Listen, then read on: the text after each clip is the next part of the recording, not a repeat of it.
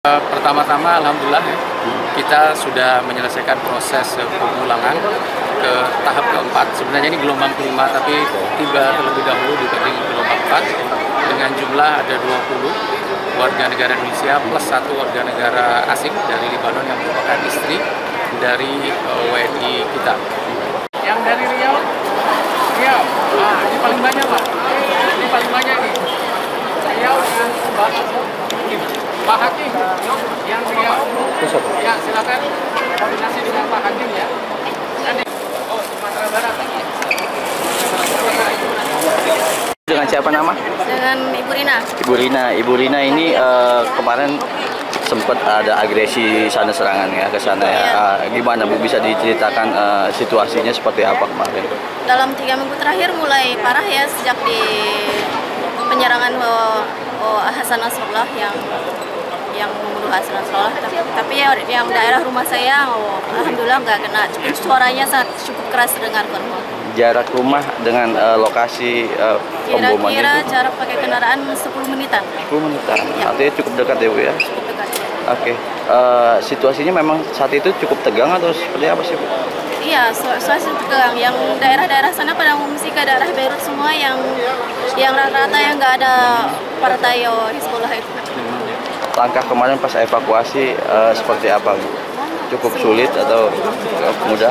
Saya sama anak-anak dibantu sama kedutaan KBRI Beirut sama Damaskus sama KBRI Yaman. Alhamdulillah walaupun perjalanan panjang sampai sini 4 harian kira-kira. Saya alhamdulillah nyampe sama. Itu ke Yaman melalui jalur darat? Jalur darat. Oke. Siap. Ibu, kalau aktivitas Ibu sendiri di sana apa? Saya istri dari WNA. Presiden WNA yang ikut di sini juga? Suami saya enggak sih. Oh enggak, di sana ya? Sudah berapa lama tinggal di sana Bu? Dia tinggal di Lebanon 5 tahun. 5 tahun. 5 tahunan. Artinya aktivitas di sana apa Bu? Kalau daerah yang kena eskalasi itu udah nggak ada aktivitas, tapi kalau yang di Beirut yang nggak ada apa-apa masih ada aktivitas, masih biasa. Kalau Ibu Tapi sendiri? Kalau saya sendiri masih seperti biasa sebenarnya. Aktivitasnya? Aktivitas saya itu maksudnya Oke. Oke. Nah, ini selanjutnya akan pulang kemana nih Bu? ke Sumatera Barat. Sumatera Barat di Padang. Padangnya mana Bu? Di Agam. Agam. Oke. Rencana akan berapa lama di Sumatera Barat ini? Melihat sampai situasi kondusif atau seperti apa? Lihat kondisi dulu Pak.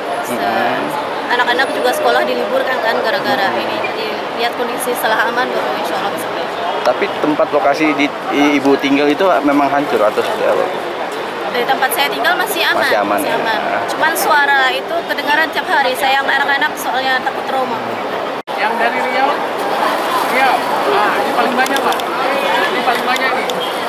Riau dengan Pak Hakim, yang Riau, ya silakan koordinasi dengan Pak Hakim ya. Sumatera Barat. Proses pemulangan ini memang proses yang kompleks dan cukup rumit karena kita perlu meyakinkan dan memastikan bahwa prosesnya berjalan aman. Insya Allah untuk sore ini pukul 3.40 nanti akan tiba untuk gelombang keempat dengan jumlah 20 warga negara Indonesia, dan untuk proses kepulangan ini kita berkoordinasi dengan Kemenko PMK, dengan Kementerian Dalam Negeri, dengan Kementerian Sosial, dengan seluruh CIQ yang ada di bandara sehingga berjalan dengan lancar, dan nanti seluruh evakui ini akan langsung diproses dengan badan penghubung dari masing-masing daerah asal. Pak, kita juga melihat tadi banyak dari dinas provinsi ya Pak ya? Ya. Dari mana aja mereka berasal ini Pak? Provinsi mana aja dari 20 WNA yang tiba pagi ini?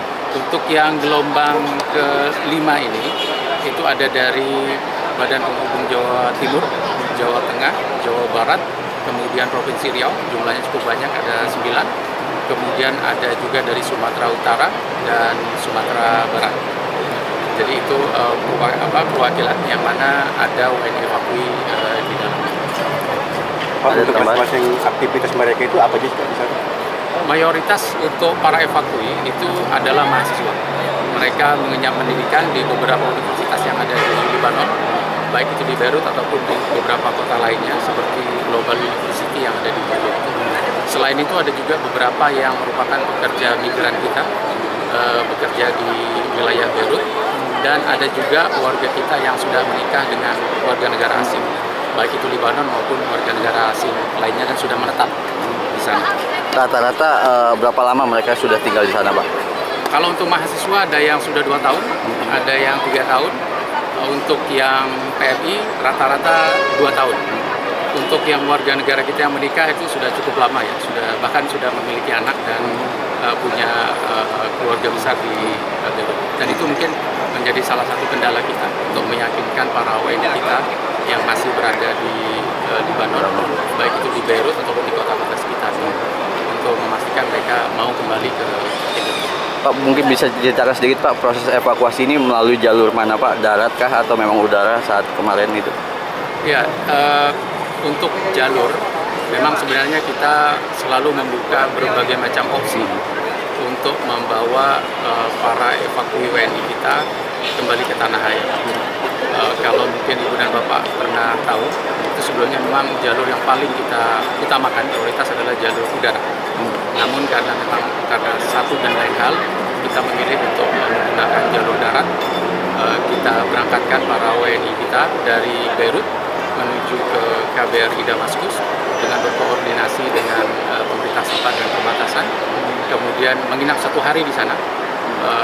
Kemudian kita berangkatkan dari KBRI Damaskus menuju ke Jordania dengan berkoordinasi dengan KBRI Amman, dan mereka menginap sekitar 2 hari.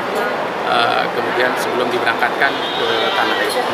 Pak, tadi kita juga melihat ada anak-anak, ada berapa jumlah anak-anak yang sejauh ini untuk yang gelombang ini ada 3 anak ya, yang kembali ke tanah air bersama orang tua mereka. Alhamdulillah seluruh anak-anak sehat. Kita juga sudah berkoordinasi ini dengan Kementerian Sosial untuk memantau apakah ada gejala trauma terkait dengan situasi keamanan yang ada di Libya.